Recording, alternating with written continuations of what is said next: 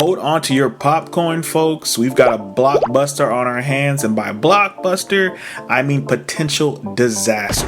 Do not, I repeat, do not subject yourself to this movie just yet. Why? Well, apparently you have to wait for the Snyder Cut. I blame you, the fans, for allowing this to happen. Allegedly, Zack Snyder thinks he can get away with murder, or at least make a questionable movie, and then pointing fingers at Netflix while hinting at a mysterious R-rated cut. You don't get a second chance to make a first impression, especially with new IP. This is the movie you put out, so this is the movie we watched. Rebel Moon, Child of Fire is not good enough to warrant a second watch, let alone a Snyder Cut rewatch. I just watched Obliterated, which was basically porn with extra steps on Netflix. So he had no reason not to put out his imaginary cut. The real question is the Snyder Cut real, or is it just a mirage in the desert of cinematic disappointment? I'm positive it does exist because the cinematography is that of an R-rated movie, but with none of the payoff. The action scenes were the worst he had ever filmed. Putting slow-mo on everything does not make it better, it just pads the runtime. The CGI gets worse as the film goes on. 30 minutes in, it's solid. 60 minutes in, the green screen's quality starts to drop,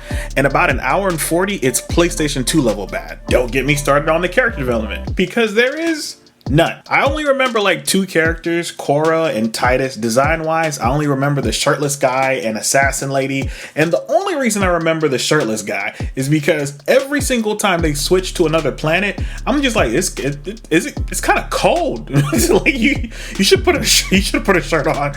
And the assassin lady, because those lightsabers, I mean not lightsabers, I mean swords, whatever. They're lightsabers. They're definitely lightsabers. Oh, sorry.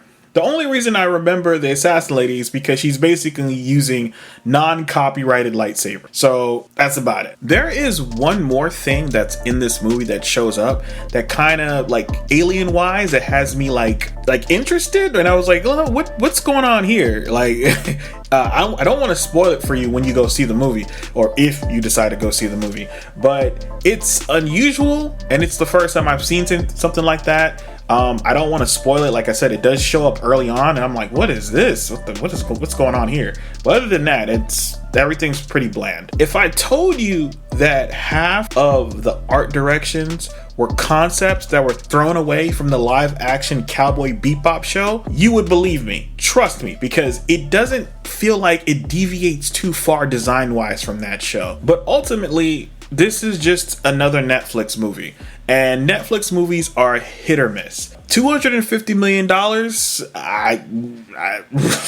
I'm not seeing the budget, at least not in this movie. Like I said, it starts off strong, but it ends pretty weak in my opinion. I don't see this making a branch in sci-fi cinema or anything like that. This is not a new Star Wars. This is not an R-rated Star Wars. This is basically a globfest conjugate. Like, feels like it was made by a studio and ChatGPT. So good luck with your movie. I give this a 5 out of 10. It's your boy Rant, and I'm out.